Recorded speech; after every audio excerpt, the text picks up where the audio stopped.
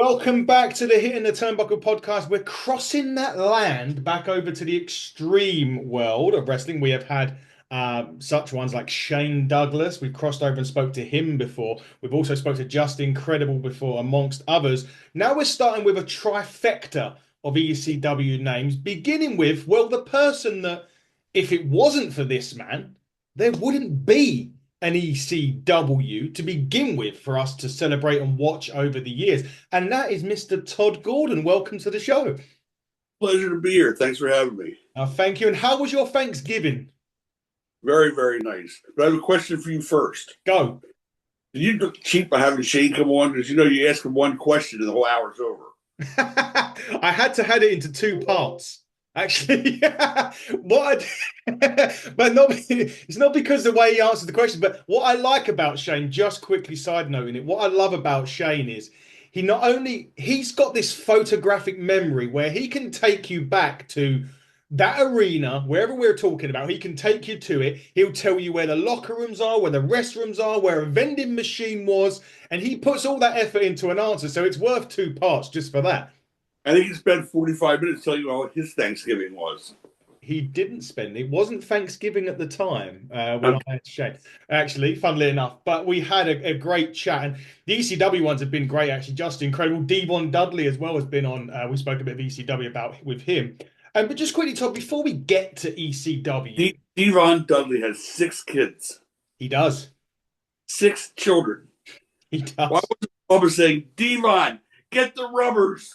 I remember, and this is not a Devon Dudley song, but I do remember Jim Cornette once saying about not once saying about Tony Schiavone that he's got enough coming in to shampoo a buffalo. Which with one of his shoot interviews he had with Sean Oliver, who you've actually been with before, and I know obviously the books and stuff, and I had Sean Oliver on as well. He's a great guy as well. But going, Sean's awesome. yeah, Sean's great. He's a great guy. It's great having him on. But before we even get to ECW, I don't know how much wrestling, if you do watch it now. When I watch it, obviously, and we see this sort of the hardcore that we see now on TV, and I always sort of have there with a little smile on my face, and I go, "Well, we saw it better." But well, we didn't really see it very much over in the UK. But we had to wait for the videos and stuff to come out before we could see it. But do you watch it and sometimes it would smile, and it's as if to say, this is really us, but just a watered down version of what we did back in the day. Well, I don't think of it that way so much as I like to be proud of the fact that I feel like we changed the business. I mean, Yes. we made acceptable TV.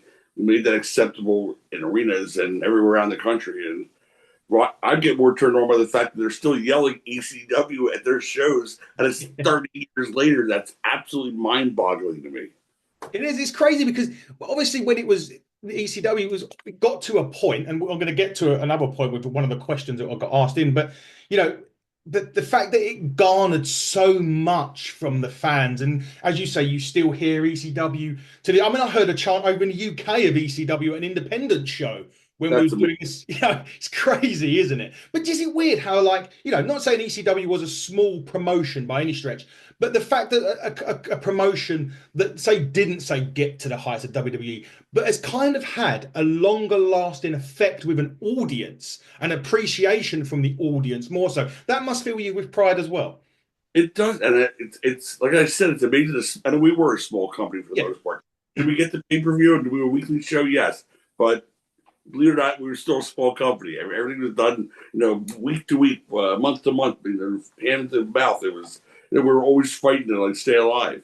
And to feel that 30 years later, people now when they yell it or say it, what they're saying is, we like this. That's what they're saying when they say ECW. They're not going, oh, ECW is hardcore, like that's hardcore. They're going, yeah, ECW, we like that. They're getting excited. That brought that emotion out of them. So they're saying, when we say we like something, we're saying ECW because we really appreciate what you guys did, and how hard you worked. And they worked so damn hard. It was unbelievable.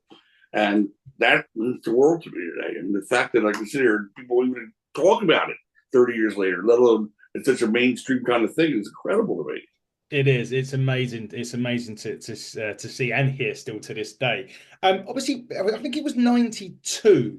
You brought the Joel Goodhart's shares or the half of the company over from what was then. Obviously, you had the East and you had TSW. Did you ever envisage at that What is TSW? Tri-State Wrestling was Oh, what? okay, Tri-State. Yeah, I was a silent partner with Tri-State Yeah, when he went bankrupt, and that's when I started Eastern out of that. exactly. You did indeed. When you did that, did you have? I mean, obviously, in an idea, if you could had a crystal ball and you could have, could you have ever envisaged going back? When you started it, then having the success that you did have and everything that come in between it. My goal was to run a show once a month, or in Philly, maybe once a month in Jersey or Delaware, the tri-state area, basically Eastern area. I mean, a little show. It was just something that was like a hobby, and never expected to grow into an actual business, let alone a business that was growing so quickly. It was like a snowball going downhill. I mean, you couldn't stop it. It was just out of control. Each week, it was more and more people. There were more and more people from Japan buying our videotapes and going, how do they even know about us in Japan? They barely know us in New Jersey. I mean, it was crazy. And it just kept going, building and building. But I never had any expectation or any even thought of along the lines of trying to make it on that kind of level. Yeah. It goes, it's crazy how big that it got and how much of a cult following. I mean, you had a rabid fan base in America. There's no doubt about that. And they were part of the show. Yeah. You see the same faces Yeah. every week. They're the same guys. Today, you see them either as wrestlers, those same people, the fans. You see one, Tony Khan. You see him now. He was in our audience. He was in the audience. There are all these people in our audience, and then they became part of the business later on. Mike Johnson, who has his website, PW Insider, which is phenomenal. Yeah. Front row every show. I mean, it's amazing how many people got spurred to go into the business from being our regulars. I think that's really cool. That is incredible to know. And yeah, Tony Khan and all that people who went there, watched it, and now to this day are in wrestling. We do need to go switch gears to September of '93. And this was a time when a certain guy from WCW got fired. And he was someone that was going to be very well, he was very close to you, and he was again another one of the forefront members of ECW eventually. That was Paul Heyman. Did you ever expect when you brought Paul in '93 to go on this wild crusade that you went on together? Oddly enough, I didn't bring Paul in. Eddie No. Gilbert. Yes. Eddie Gilbert brought Paul in. He was my booker back then. I never met Paul or knew anything from Paul. And that's when I got to meet him when he was just working the interviews and doing, managing Eddie Gilbert and Morocco and Snuka and Doug Gilbert. That was his group there. Mm. And as we got to know each other better and better, we had a lot of similarities in our backgrounds, and we just became more and more friendly. Never thinking for a second we were going to eventually be partners one day. When he was doing all this, he was getting ready to leave with Jim Crockett and start another promotion, which apparently never got off the ground, which is how I ended up staying in ECW. But no, I never would have guessed that. But we just had a lot of fun together. We made each other laugh. And if we made each other laugh, we knew we could make the audience laugh. Whatever we were talking, on the phone, we would say, how about this? How about Geronimo Dudley? How about this Dudley? Well, we just kept coming up with Dudleys until we were throwing up. We're laughing so hard. Some of the bizarre names that didn't make it, I wanted to tell you. But we had things from Big Dick all the way down. We had every kind of Dudley there was going to be. And they were just humor. We always tried to inject humor in with the violence and in with the mat wrestlings we had with Guerrero, Malenko, Benoit, and that kind of thing. And we always had the hardcore stuff and the humor. We had to have the humor because we both had big senses of humor. Yeah, you had to have the BWOs and people. Absolutely. And the Public Enemy in their own way. Yeah, the Public Enemy. Yeah, Public Enemy as well in their own way. It was incredible. I mean, obviously we see Paul Heyman now in a totally different light with what he's doing. And when I watch ECW, even nowadays, I still grab the old. My son's into wrestling a little bit, and I say to him, we see some of this stuff on the TV, and I was like, look, let me show you something. Here, I pull out a DVD, and you've got Sandman walking to the ring with Metallica smashing the thing over his head. You've got going for it. So that was what what I was watching in when I was growing up. Damon, I mean, obviously Undertaker, but those are the two best entrances, in my opinion, in the sport wrestling. But they're not singing along with the Undertaker. Everybody's saying he gets a building of thousands of people to sing him to the ring. His opponents that would have to stand there for 5 or 6 minutes, miserable, because he's doing the whole building. We're getting in that ring. And you don't like it, tough shit. That's who Sandman is. He's gonna go all the way through to make you wait for him to get in the ring. Yeah. He's like one of my very best friends in the world. I was with him yesterday. It was crazy. I remember he'd done an independent show over here in the UK. There's a place called Doncaster, which is in Yorkshire, a little bit further, a little bit away from Manchester. And we were in like we bought a VIP tickets for the show. We was in like a box, and as we've come out just to go to the toilet before his match, he's there drinking Oh a yeah, beer, smoking back. He's got his kendo stick, you know. I mean, even in the old days, before the shows, like everyone would turn around, let's get over this, let's go. Where the fuck's Sandman? He's out hanging out, drinking beer and smoking cigarettes with the fans out in front of the building. He's just having a party. He was having every day's a party to that guy. He's the best. It was interesting because I was looking back through the archives, and it wasn't always that type of Sandman though. He was also like a surfer style, wasn't he? Early doors. When I first met him, his gimmick was a surfer. Yeah, he came out on a surfboard, Peaches, his wife, total wetsuit, and the gimmick got over like a fart in church was horrible. People just hated the gimmick. And one day I was just sitting there with Paul, and I said, "We got to do something with Sandman because, like, no, he's not going anywhere. He's staying here. We got to figure out a way to make this guy get over." Here's what I'm thinking: in real life, this guy is a barroom brawler. He's the kind of guy that sits in the bar drinking beer all night, goes to play a game of pool, and somewhere or other. Next thing you know, they're hitting each other with cues, and that's just who the guy is. It's nothing to do with how wonderful a guy is. That's just who he was. And I said, let him be himself. Let him come out in his work shirt and his jeans and his boots and his smoking a cigarette and drinking a beer. And Paul said, "You can't do that." I said, "Why not?" Because you can't have a guy smoking one of the ring. Again, I said, "Why not?" He said, "Okay, we'll try it." Well, that cigarette, that beer turned him into a cult hero. You know, the beer Austin took from him, he acknowledged that. That was his gimmick that Austin stole. Not stole, but used, borrowed, whatever. And the cigarette, like, I don't think anybody still has done that to this day. Walk out to the ring smoking cigarettes, or during the match smoking cigarettes. That was insane. Yeah, it was Just crazy. so differently. So Paul didn't want to do it. I talked to him to do it. I said, "We're doing it." He did it. But he took that ball. He had the idea to now go back to TV. And if you notice, every time Sandman was on TV from that point on, at least for the first few months, he was always in black and white. Mm. The whole show was in color, except for Sandman. His interviews were in black and white, matches were in black and white, and the visual effect of the smoke coming up in the black and white, it was amazing how smart Paul was with that kind of stuff. And it helped elevate this character. But yeah, NWO took that. They came out in black. And it's like everything we started, eventually, that's okay. But it all became bigger and bigger with other people. But yeah, the beard, the black and white, that was Sandman.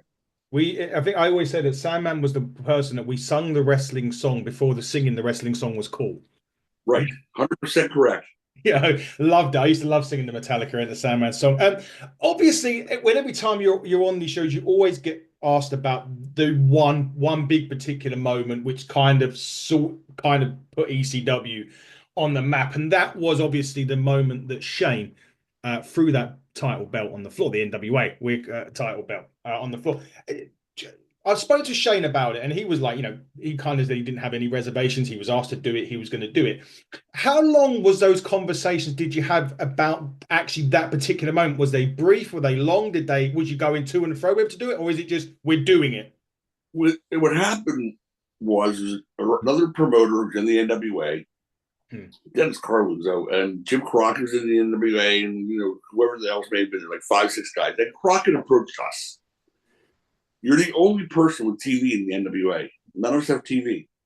We'd like to have a champion that can go from place to place. And if not, maybe a tag team champion. We'd like you can elevate us, etc. Would you do this for us?" I said, "Well, I'm not going to send my champion. He's going to be ours. He's not going to be Ric Flair going town to town for other promotions. But sure, I'll do a tournament." And we got some big names and spent some good money on guys from Japan and brought Malenko in for the very first time. So we put this whole thing, Scorpio, True Gold Scorpio, we put together some name talent. And all of a sudden, this guy's hitting the sheets, the dirt sheets, and he's going, "I didn't approve this, and I'm going to block it. It's not going to happen." I said, "We didn't go to him. They came to us. Now, why did Buster? I assume when Jim Crockett says to me, "Would you do this for us?" He's speaking for all of them. Yeah. This guy decided he wasn't speaking for all of them, and he had been a thorn in our side really almost from day one. He was a rival promoter at the beginning, who started out the way I did, doing small shows. Only he stayed that way, and we kept growing and growing. And he had a lot of resentment. So he was always trying to cause problems at our shows, calling the fire marshal, have him come in and count heads, just whatever it was just a royal pain in the ass. And then he did this whole thing with trying to block the show if we put all this money invested in it. Again, after being asked to. So once we came to the decision to do it, I had no reservations about it. He had it coming. No. As far as Shane doing it, that was just that I didn't say, hey, this is our breakaway moment. This is how we could go from being local Eastern champ to a national company, which is what our goal was at that point now. We'd grown enough to say to ourselves, people dig this. It's obvious they dig it, but they're really into it like crazy.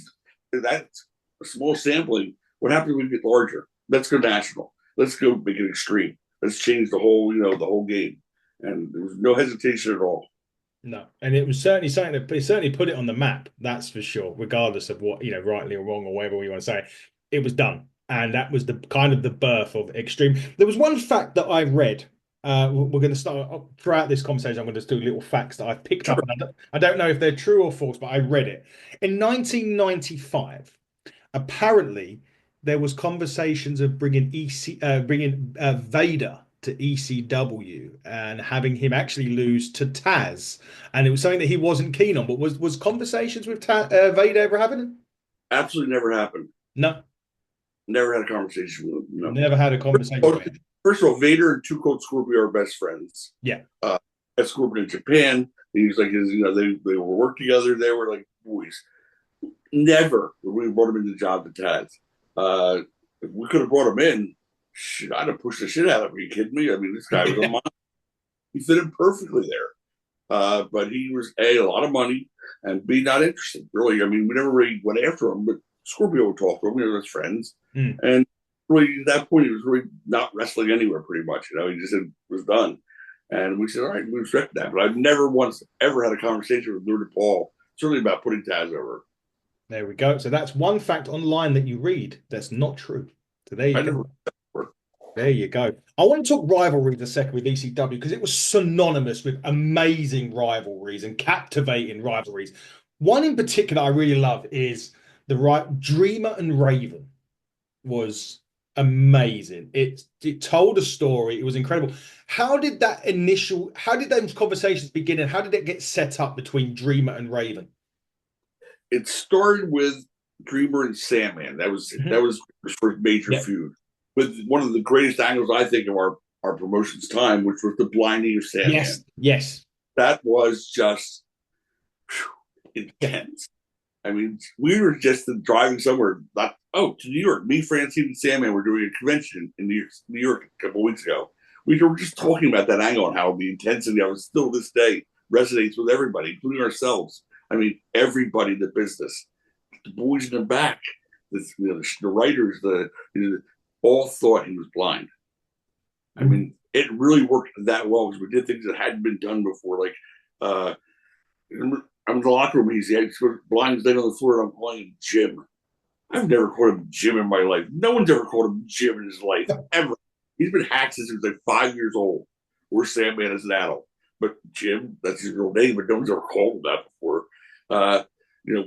The whole locker room area scene, and we got him out of there, and he literally didn't answer a phone call. He didn't come out of his house for 2 months. So it was just a show. We did one show a month. The arena, 2 months, no one had heard from him. My phone's ringing off the hook. How's he doing? How's he doing? No, really. You can tell me. How's he doing? How do you think he's doing? He's home, he's miserable. So that angle that night, yeah, that was pretty cool. I remember walking him out through the front door, actually, with a towel around his eyes, screaming, is there an ophthalmologist in the house? There wasn't an ophthalmologist with 100 miles in ECW arena in the house. Are you kidding me? What? An ophthalmologist? I didn't know where that came from. But yeah, I mean, that was one of the better selling jobs we all did, and no one knew. And got him out of there. He would not come to the phone, talk to anybody. It was that and the Gary Wolf angle with a broken neck. Mhm. Shane. Oh That yeah, was yeah, Gary that boy used to, legitimately broke his neck and had screws in yeah, there, like four in his head, and had yeah. to live 6 or 8 weeks. And the hospital he was seeing his doctor was directly across the street from my store. Mm. So he'd always come in and hang out, whatever the case may be. He walks in one day and he goes, "Guess what?" I go, and he goes, "It's off." He takes it. I go, "That is great." I'm hugging him. It's awesome, Gary. I went, ding, ding, ding, ding, ding, ding, ding. His light bulbs went off my head. I said, "Do you mind, like, still wearing it?" He goes, "What? Are you fucking kidding me? Still wearing it?" Dude, I slept in a bed. I go, "No, not at home. But if you ever leave the house and you have to, could you just wear it outside of the house? I've got this brilliant idea." He's all right, go ahead. I go, hang on. And I call Paulie up. I go, "Hey, guess who's here?" And I'm telling him, "How about this idea?" He's losing his mind. He's like, "Oh, what do I do with it?" So he's trying to come up with a thing to use for the angle. And then he decided it's got to be Shane. So he came over to do it with Shane. And oh, man, it was so good. Gary, he put his hand in his pocket so that when he fell, he couldn't think, he wouldn't brace himself to make it look like a work. Yeah. So it's so real when he fell. But he couldn't protect himself. He just fell like a cripple. And they went into that crowd. And they went after Shane. They're coming to the ropes. All like he was lucky to get out of there alive that night. This Yeah. is a smart crowd. It's not a dumb crowd that they went for that. And the same, and there were two angles that they just ate up. Just like that. It would be a beautiful thing. It was, and those two angles itself actually was, it's a separate to the one that we were talking about. But as you said, the Dreamer Raven one started with the Sandman. Right. Uh, So I'm sorry. Dreamer and Raven. Okay. So now Dreamer's done with Sam and the angles, played out basically. I think Raven was the one who came up with the idea of bringing the girls into it. It was mm, just the next opponent, so to speak. And Dreamer was the big baby face, and Raven was a big heel. So it's a good matchup to put out there. And then Raven, who's like so smart, it's ridiculous. And yeah. if you don't believe me, you ask him. Mm, No, I said, if you don't believe me, just ask him. yeah. Or in other words, I'll tell you how smart he is. Anyway, forget that. It went over Yeah. your head. Anyway, yeah, Raven is actually really smart. Yeah. And just kept adding people to it. It came up first Beulah, then come on Leia, or whatever girl he met the nightclub the night before. Whoever he found that day, that's the next person in the angle. Then he brought it, and he made it turn into Steve. And Steve became Meanie. We got shit, third guy, what's the matter with me? Meanie, Stevie, and Simon Diamond, wasn't it? BWO? no, God, Oh, you're killing me. He's gonna kill me for this. Jesus God. Holly doing Hollywood Hulk Hogan. oh, that was oh, Bucci, Mike Bucci, Mike Bucci. Yes. Nova, Nova. Jesus God, Nova. Nova. Yes, Nova. Wow. Steve had got meaning in Yep. Nova. Just kept going. It just kept going on and on and on and on. And that's Scotty. The more people he brought in, less bumps he had to take. They don't for him. That's how smart he was. And yeah, that whole evolved into this great feud with him and Dreamer. And what was it, 2 years before Dreamer beat him for the first time? Yeah. He lost he beat him to death and yet lost every single match. He never beat him. And the more we thought about it, the more we liked that. And Dreamer is just like Sandman that way. They're both very cool, and they both say, "Hey, I can get my heat back. Let me put the guy over. I don't ever have to win." Every week, we have the same. I don't want to go over. Who says I don't want to go over? Everybody wants to go over that business. They're both like, "No, I don't want to go over. I That's just want to tell a story. I want to do this or that, that kind of thing." that's incredible. Yeah, you are right because there's some people that literally just don't want to do that or put them over. But there was a lot of stuff like that in the past, Guys, which is great. Which is great for both of those. But yeah, bless you. Incredible moments in ECW. I was joking with you. I said Taz. Oh, Taz. Yeah. That's the chew. Get it. I was And mid-sentence. Yeah. I'm hoping he's healing up, by the way, from his knee surgery that he had. Another name that everyone talks about with in ECW is RVD. And again, he kind of broke. He was kind of a mold of both. Like he had that extreme aspect to it, but he was also the side you could put him in there with, like the super crazies, the Malenkos, the Guerreros, the Mysterios, because he had that cruiserweight mentality. He was kind of like an embodiment of what you had. If you had an all-round ECW guy, it was Van Dam. he and Scorpio both. Yes. They could brawl, they could high fly, Yeah. mat wrestle, they could do any acrobatic. I mean, they could do they could work with anybody and have a good match. I mean, Van Dam, when he worked with Sandman and Dreamer, I mean, whoever it was, he was always he worked with Sabu against him, not only with it. He was an amazing athlete.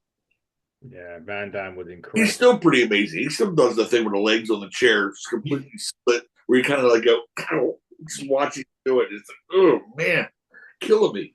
He really But does. I just saw him at WrestleMania week down here, the WrestleCon. Yeah. Yeah, yeah, he was out there recently as well, wasn't he, Van Damme? And he's been back doing WWE and AEW since as well over the last year or so. And he's still got it. The guy's just, I don't know, he's just incredible talent. Was crazy. Another one name that I have to again when people talk ECW, they always say New Jack and the Gangsters. My God, that's Yeah, just people want to say they're hardcore or this or that. New Jack was hardcore. yeah. Just stand somebody hit you with a pane of glass like they do with these other federations today, where they say like, "Oh, now we're hardcore." That's not what made you hardcore. New Jack was a guy you went in the ring with. And you thought like, I wonder if he's really gonna shoot him. I mean, like taking that freaking knife out of his pocket and slit my throat. I mean, he was a nut, but he was a great guy too. Funny as hell. Um, Very sensitive in his own way. But boy, if you wronged him, watch out. Yeah. Play. He's and another one that had the music that was literally playing through the match a lot of the time, Matt. Yeah, yes, yes, yes. That was absolutely hell. Well, Sandman's music didn't play through the No, match he just took for long to get. 5 minutes before the match. Yeah, Cue they did for New Jack because the crowd gets so up for him to come out with weapons and this and that that when he turned the music off, it was like he took the air out of the crowd. mm. Keep that music with him dancing in the ring as he's whipping the shit, killing people. It just worked. So we said, let's go with it. Let's stay with it. And we kept that music going every time the Gangsters had a match. And Yeah, played the match till the end of the match. And it yeah, seemed to add something to that match. And it was something different. We love things that were different. If they didn't work, they didn't work, but we tried different stuff. Like, let's try this, let's try that. And most of the time it worked. yeah. It did. It actually did. And trying different stuff just did work. A lot of the time, I don't recall a lot of stuff didn't. Maybe the one, I suppose, when we talk about names in ECW, maybe the one that perhaps got away due to a potential angle was Kurt Angle. He was there. He was at a ECW show, and you done I think it was a crucifix angle, if I remember correctly. Absolutely correct. It was Raven and Sandman, crucifix angle, and he lost his mind. He was just getting ready to come into the business, so he hadn't made Yeah. a deal yet. Shane got him to come down. They're both from Pittsburgh to the show, and he lost his mind. I think we overreacted to him losing his mind, and it's one of my very few regrets I ever had. Was letting him influence us enough to have Scotty Raven go out and apologize for the angle, and it was so out of character for him. None of it made sense, and he didn't come work for us anyway. Yeah. In fact, if I'm on if I'm on tape, you show me on tape, I'm going to sue you because I'm not giving permission to use my likeness. But it was a pain in the balls, and yeah, we should never let him make that kind of impact. But he was a guy that he had gold medal at his neck. You would have liked to have had him in your federation. You know what I'm saying? He turned Yeah. out to be a work. He was. He did. And he technically did join ECW later on, but in a very bad version of it, which was in the WWE version of ECW. He did. Yeah, exactly that. Exactly that. We're not even going to go there on this That's the one. little rascals out back saying, let's put on a show. Yeah. Exactly. We're not even going to go to the old WWE ECW. That's not what we're going to talk about on there. That's for sure. I wanted to go to like another name potentially, and again, this is probably not right, but I read about it again earlier on today actually.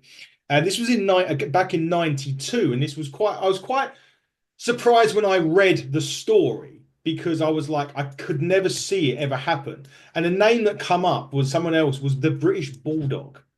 A name was that ever anyone ever close or anything ever happened there? The British Bulldog was, I guess, working independent at that point. He was in between stints with the WWE. And again, we had not grown to the TV stage yet, which is why I see him on TV.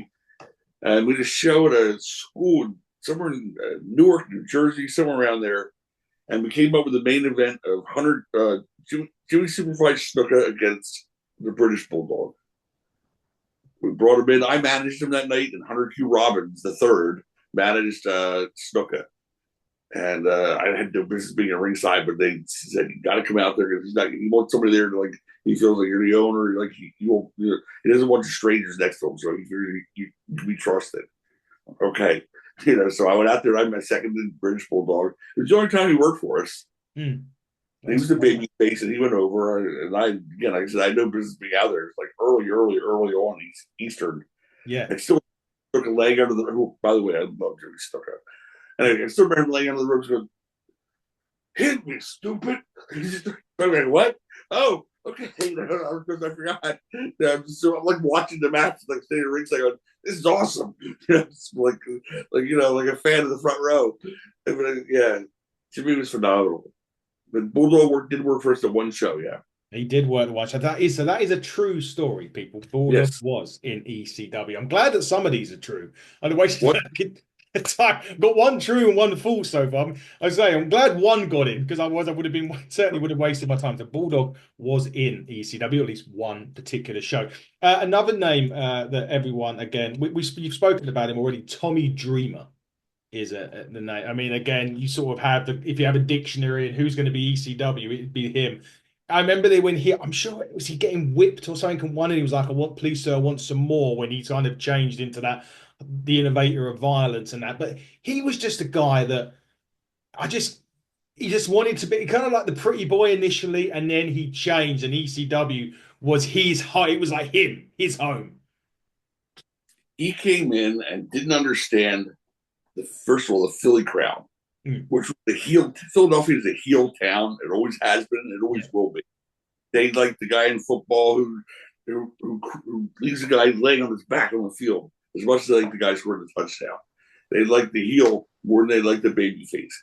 Tommy came out trying to be the pretty boy, the poofy hair, the long flowing robe, and I said, "Man, they're gonna shit all over this guy," and they shit all over him. Now he's a good guy. He's one of Paulie's like bullies. Paulie wants to get him over. He's dying there. He's getting killed. They came up and did him, turn him hardcore. And he did the match with the Angle Sandman.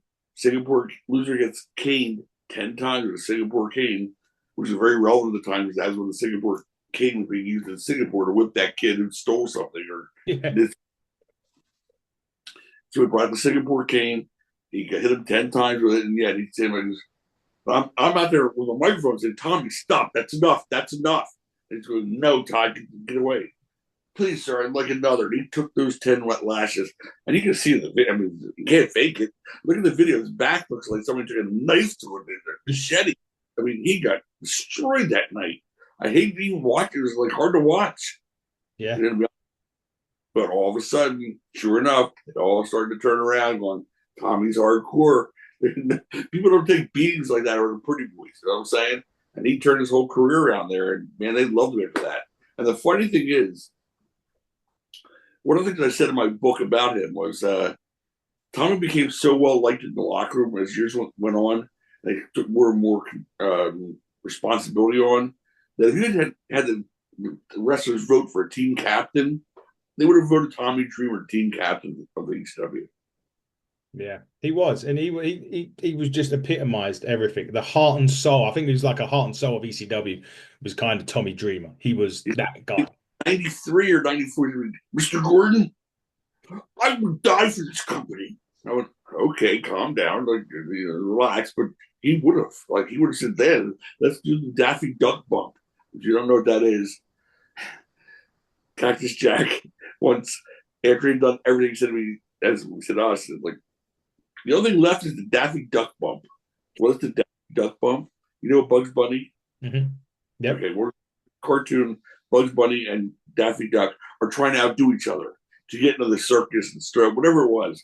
And they do one thing after another, and finally Daffy Duck eats explosives and blows himself up. And Bugs and the other guy going, "Bravo, bravo!" And he's floating away. And he goes, "Yeah, but I can only do it once." And he floats away. That was like the Daffy Duck bump. Like he was willing to do that. He would have done as well. And Mick Foley is another name. I mean, obviously, he's done some crazy stuff, obviously, away from ECW as well. I mean, obviously, synonymous from the Hell in the Cell bump in the WWE. But he was another one. I think like him, Steve Austin, and there was a few other guys that really actually honed in on their talents in ECW. And perhaps people that know Stone Cold Steve Austin may not have remembered him dressing up as Hulk Hogan in ECW. We let him go. Yeah. Like, are you sure? We said, dude, he was so hostile towards Eric Bischoff in WCW at the Yeah. time. As was Cactus when he came over, Yep. Foley. They just were so miserable in that experience with Bischoff in the WCW that they just wanted to get out of their systems. And we said, hey, go.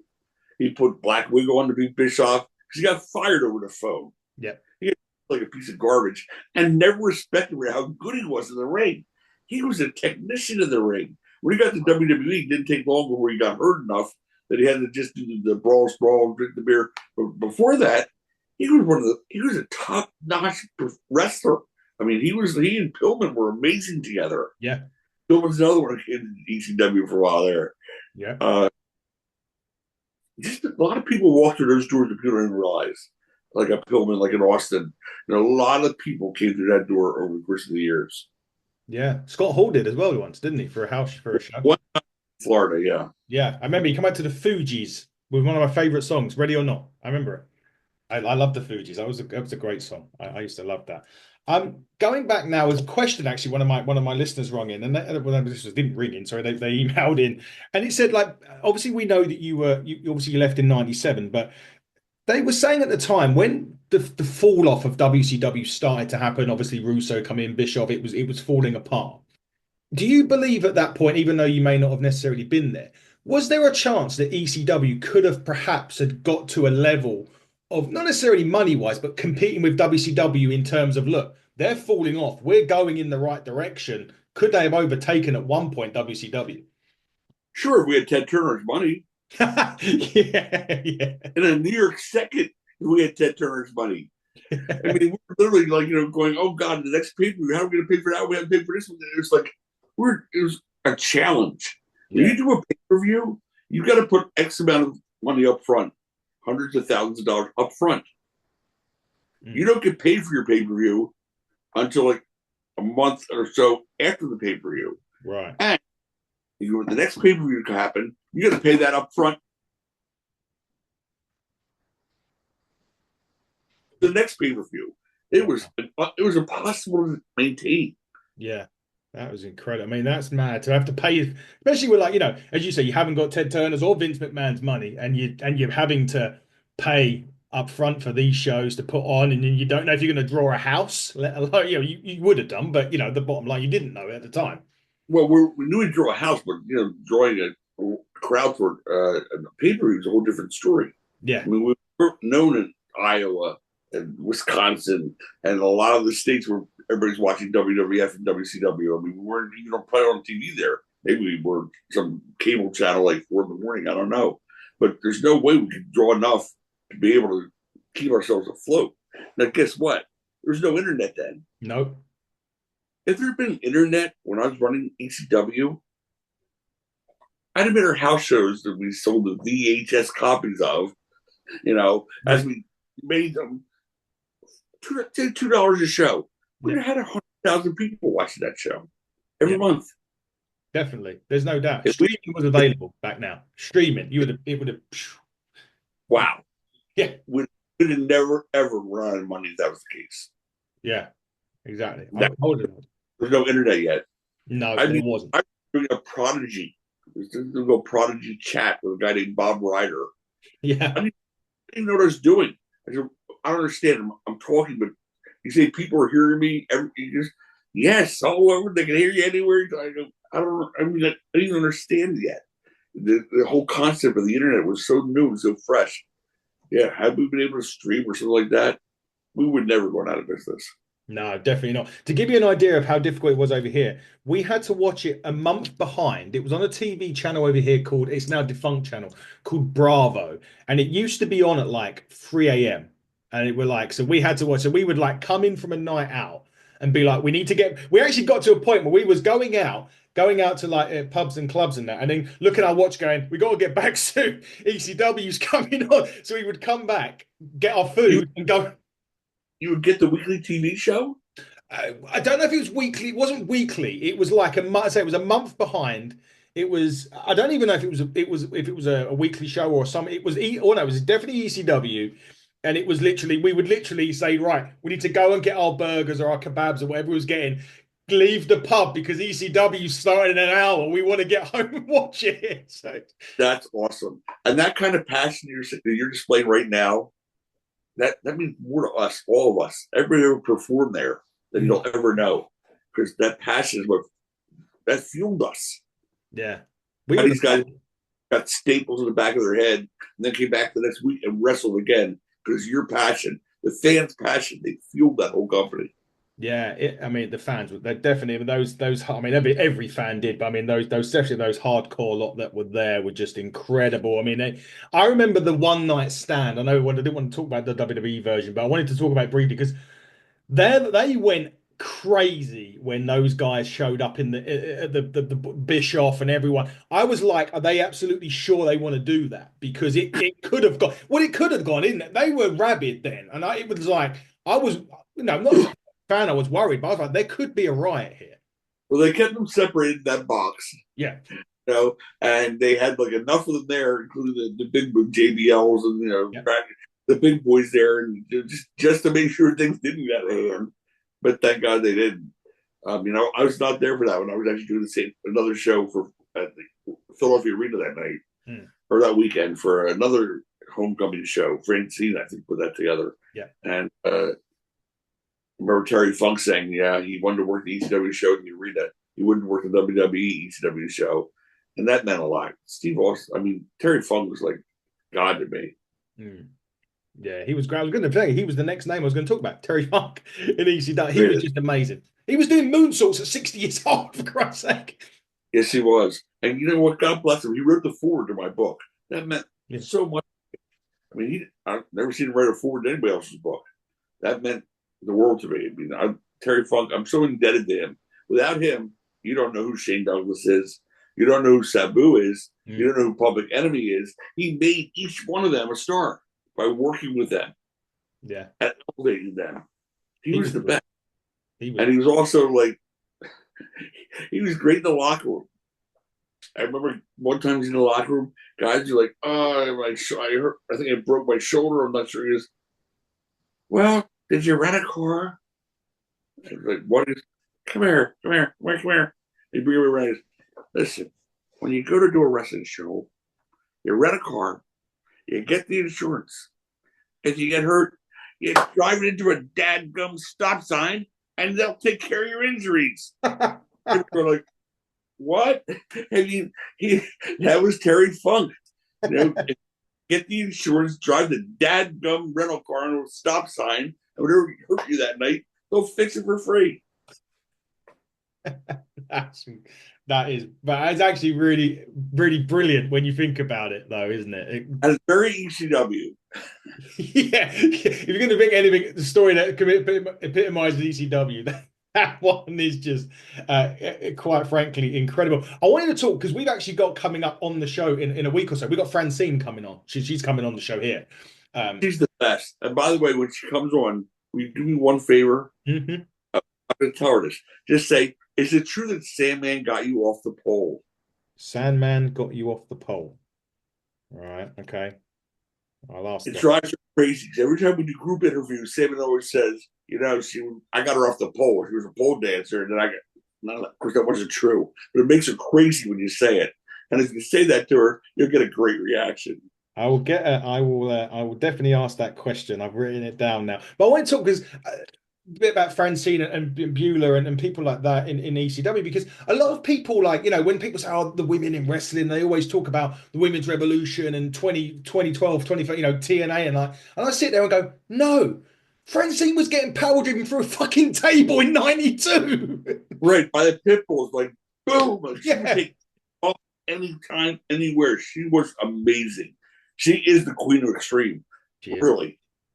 Her and Luna, but mostly I'd say her because Luna was only there for a while. Yeah, Luna and her testicular claw that she applied to Stevie Richards to win matches. First time I met Luna Vachon, yeah, we're in Florida. Nancy Sullivan, Nancy, the woman, her yeah. name's Woman, calls me, she's Todd, come here. I walk in, this is Luna. She's working for us tonight for the first time. I extend my hand and go, Luna, nice to meet you. She reaches up and grabs, she never met me before. I'm paying. She grabs my balls and goes, nice to meet you too. I'm like, what? Who would introduce himself to someone like that? Luna Vachon. She was hilarious and crazy. Sherry Martel. I mean, we Yes. had some working women, not like they are today. In all No. fairness, we're not doing EO Sky stuff. They were like you go like, Yeah. who can do that? And it's amazing. They're as good as the guys. But back then, they did their role and they were great. Francine was marvelous. I love Francine to death. She was crazy. Again, I always go back to it. Anyone ever says to me about the women's wrestling, I go, they're great. Go and watch this. Yeah, any bump there was. Yeah. And she's like this homemaker with like a now the two kids. She's like the home mother, PTA, yada yada. Then we go to conventions and she sneaks outside and hides in the bushes and puts back on her old whore outfit and trampy as she can be. And we go off to the conventions and do our thing. Her kids don't know, her neighbors don't know, no one knows that she's been wrestling. It's hilarious. But you can tell her I'm the one who told you to tell her about get off the pole. I will. I will tell her. I've got a next, literally Wednesday next week. I'm speaking to Francine, so I will.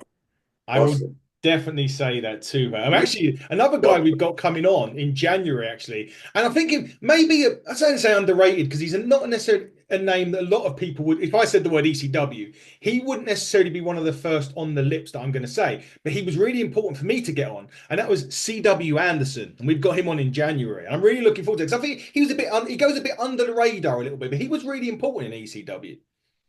He came along actually as we were like Yeah, passing. He came along exactly. as I was leaving. Yeah. Uh, but yeah, he's working. He's still working. He's still. God bless him. MLW. Yeah, he's in MLW now at the moment. Still doing it. But yeah, I can't wait to have him on as well. It's going to He be. tells the story how Paul said to him. He checked with Arn Anderson about using the name Anderson, and he never checked with Arn Anderson. And so she did. You sure? He goes, "Oh yeah, I talked. Don't worry about it. I talked to him." And gave him the gimmick, and he took the gimmick. But no, he met Arn. And I was like, I don't know anything. I don't know what you're talking about. It's like what? There was Sandman when we used his son Tyler. Yeah, The whole angle with Sandman's kid. yeah, Tyler again. Yeah, Tyler's like 6'4". Little Tyler. You know, you're a drunk. I'm regular. That kid is like yeah. he's a man, and he's bigger than Sandman by a lot. He's huge. A great guy. Um, shit. What were you talking about? About the train of thought. I was talking about CW Anderson and about Ask Anderson. Before we use Tyler, Paulie says to Sandman, which I didn't even find out till like much later, is I'm in contact with Macaulay Culkin. We're gonna bring him in to be your son. That's Paul. I mean, Paul will just fucking say anything because that's who he is. Is he brilliant? He's fucking brilliant. Can you write a wrestling angle better than anybody in the business? 1,000%. Can you believe a word he says? No, not a word, but brilliant. So same with Macaulay Culkin's coming in. Like, that's dude, Macaulay Culkin's not coming in. Stop. Get a grip. Think about who's talking to you and what they're saying. He's like, you're right. So he brought his own son in, and his son did great in the angle as a kid. He was like 5 years old. Jeez, that was crazy. I remember that as well, and that was a. We took a lot of heat for that kid being in the ring too. Did A you? lot. Oh yeah, and rightfully so. You got a 5 year old kid there. Did a bunch of people, men bleeding all over the place, and like his mom's being treated like a whore, and she's like Yeah. a junkie, and like it's like it's a lot for a little kid to try to absorb and not be turned out to be a really fucked up kid. He wasn't. Very true, actually. Yeah, I didn't think of it that way, but now you've mentioned it, and now you put it in that context. Indeed, I've got a question though. One of my wrestling promoter friends, and we work with a couple of promotions over here in the UK, and they said, if you had ECW today, who would you choose from, say, the pool of wrestlers that there is now to be the forefront 5 or 6 wrestlers from today's wrestling that you'd pick in an ECW in 2024? Boy, I really need time to think about that one. Yeah, I should have said that before it started. That's tough because really I only watch the WWF product. To be honest with you, I really don't watch any Yeah. AEW. I watched it when they first started at the beginning, and I said I can't believe these guys are not selling a triple somersault off a ladder to the floor and then get up and then do another spot. I said, what kind of bullshit is that, guy? He said, it makes me angry. It reminds me of the reason I got in the business when I got mad because Ultimate Warrior was throwing up and his Papa Shango put a Yeah. spell on him across the arena. And that's what made me want to get into wrestling because I want to watch shows that I liked. I couldn't stand it. I grew up watching Bruno and I believed everything I saw. It looked real to me. So my product was real, not only visually, but real. I mean, they went through the audience and they hit each other. They're 2 inches away from fans. The fans know if they're faking it or not. They weren't faking it. They're killing each other with those chairs, et cetera, et cetera, et cetera. So yeah, see those matches. I mean, who does that? How do you find this believable? But the guy just jumped down 20 feet and didn't sell it. How do you not sell it? Got You worse. the whole credibility of the business. It does. And there was one recently, actually, where a guy got tombstoned off the ring apron onto the stairs, and that wasn't the end. They carried on for another. That's not a finisher. Are you kidding me? And I think about 2 weeks later, Randy Orton got power drove on SmackDown. You thought he had died. Like levels, right? Done right. You know, That's done right. Randy Orton's so talented. there's one you definitely would have had him, right? If I was starting it with anybody, Randy Orton would be first. Yeah, Randy Orton would be first. he's He's amazing. That guy, he incredible. He he's really. he's brilliant. I love Randy Orton. He can just, yeah, he's still now to this day. I tell you another one. I know that he did. I know he was in the other ECW. That would be good. Would be Punk. Punk would have been one of us actually. Hmm. He just it by like he was just ready to come aboard basically when they went out of business in 2001. Oh, okay. I actually used Punk once when I was booking for Jasmine and me, their 3PW show. I booked their shows for about a year and a half.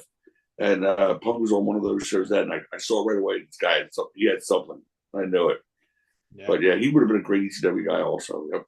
Yeah, I would have had him. I suppose from a wrestling aspect, I don't know. Like would Seth Rollins would work? Would he have worked? I don't know. Seth Rollins is so talented; he'd work anywhere. True. I mean, Yeah. guys that are at a level where they're like, yeah, there's nothing that I wouldn't do to have a guy like Seth Rollins or Randy or those guys they're a level above all the rest of us. I'll tell you another name that I would have loved to have seen in ECW. Obviously, the time he's a bit older. Well, he's older now. I can't remember how old he is, but he's Josh Alexander. Have you ever seen him work from a wrestling perspective? If they ever was No. TNA or anything like that, he's a guy from a pure wrestling perspective. He's like their new version of Kurt Angle, and he's just.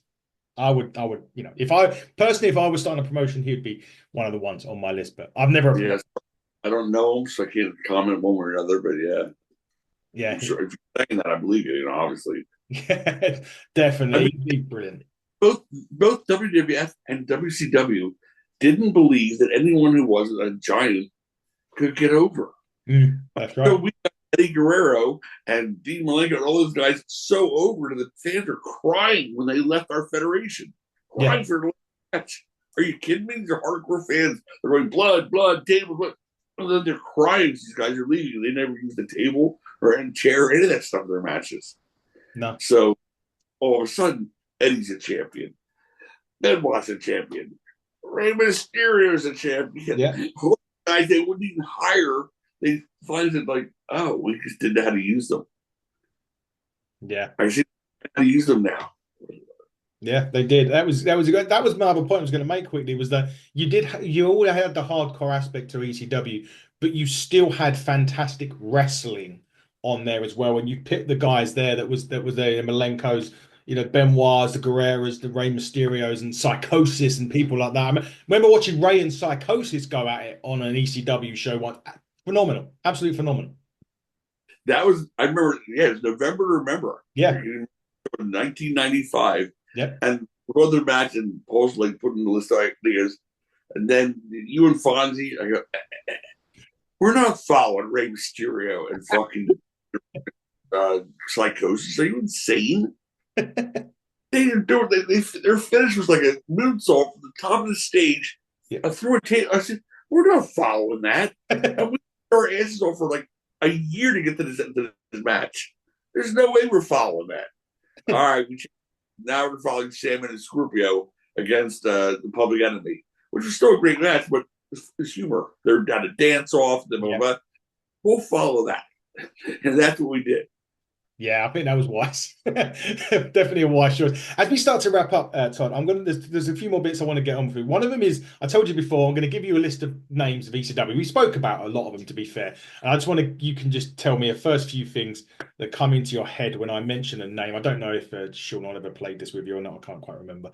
But if he did, I apologize. The first one on the list was the one that we spoke about, that's Shane Douglas. Shane Douglas was I was the guy I thought, I cannot believe you're bringing this guy in, Eddie. He's a dynamic dude. He got shit on in Philadelphia here the last time. It was him and the Freebirds. They cheered the Freebirds, and they never did that before this. They booed the dynamic dude. They hated him, Johnny. You can't be serious. He goes, dude, God, watch him be a heel. I go, Shane Douglas be a heel?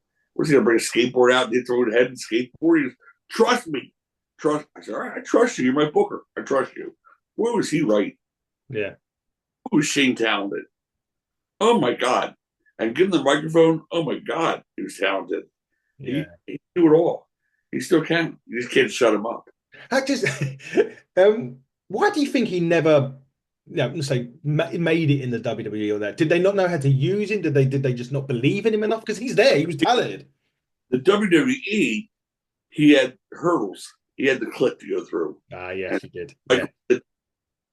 And they made sure he wasn't going to succeed. And when he left us, I was not happy about it. But look, I wanted anybody who could get a real payday. I didn't care if they left us. I fought to the tooth and nail with Paul about Sabu leaving. I said, this guy broke his neck in our ring.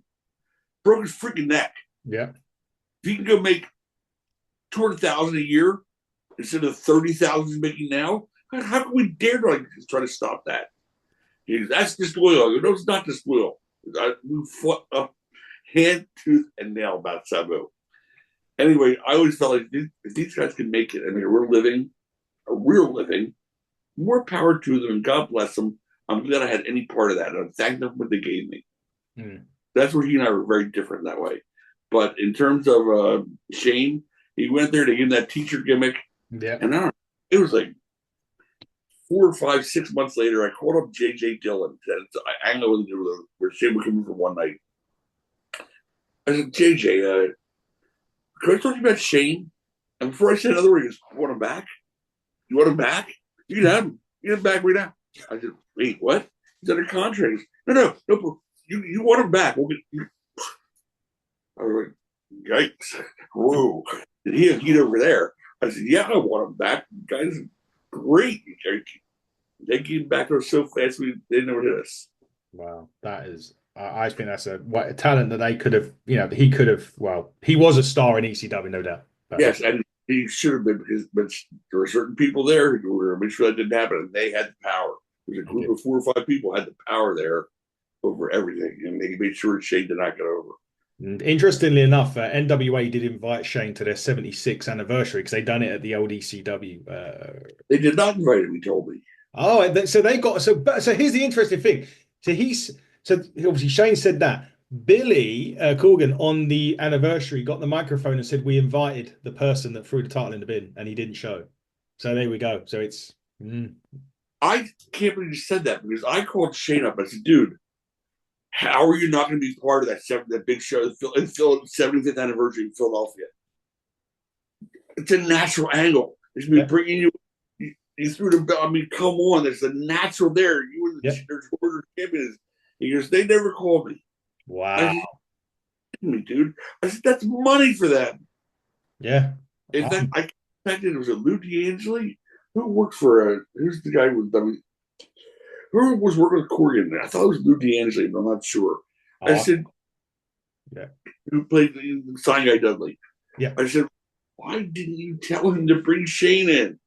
Because you and I would have come in and made let him beat the shit out of me for what we did, whatever. There was money there.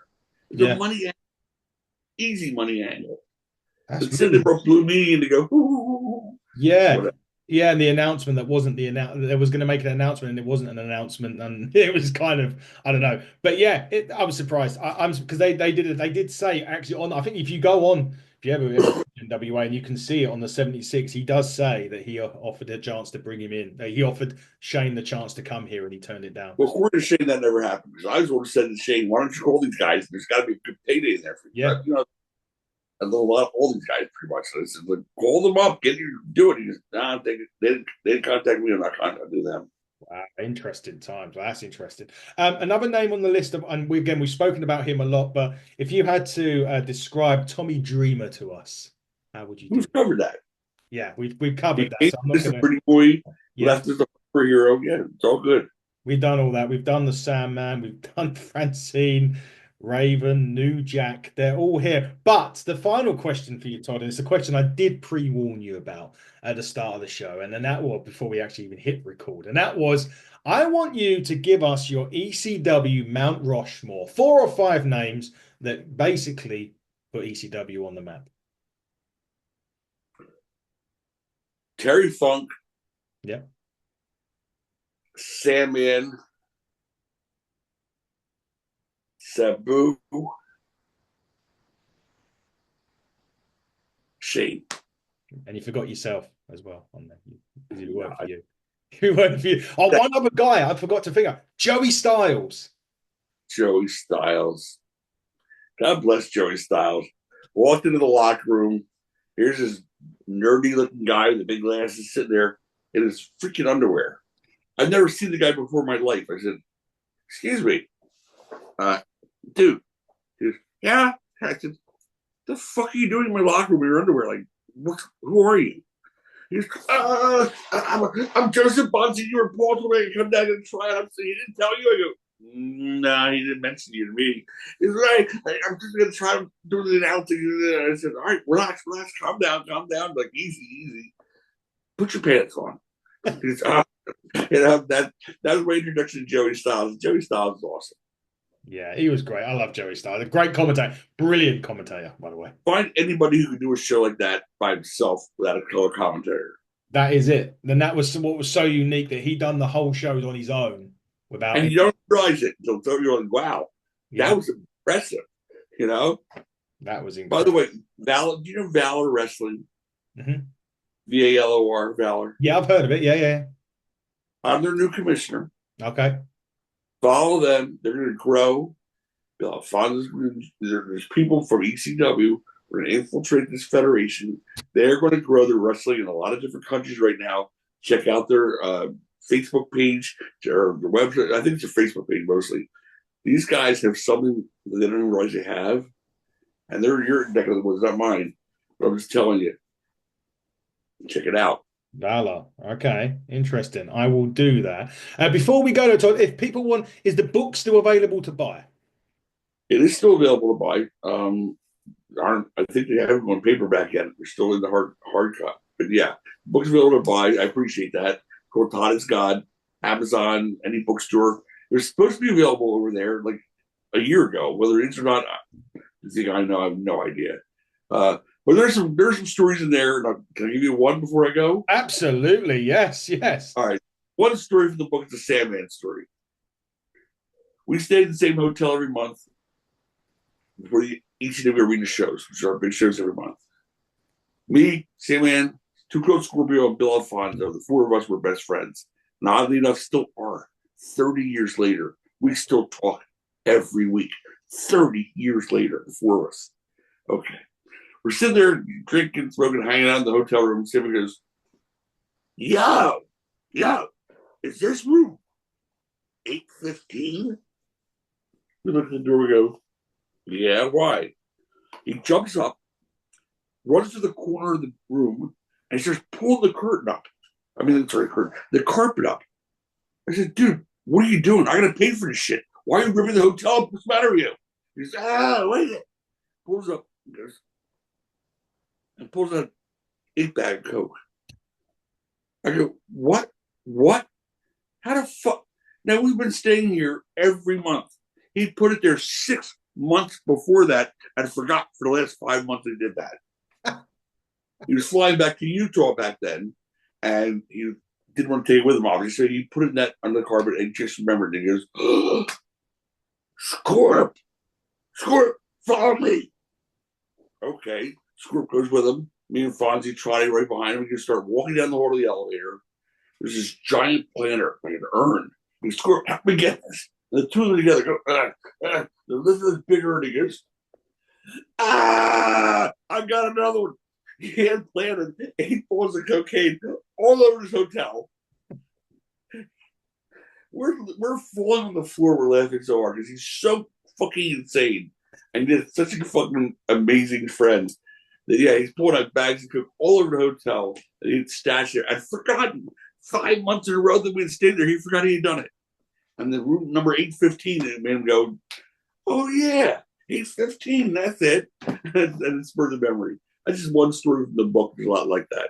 That is incredible. What a great way to end the podcast in a typical ECW fashion.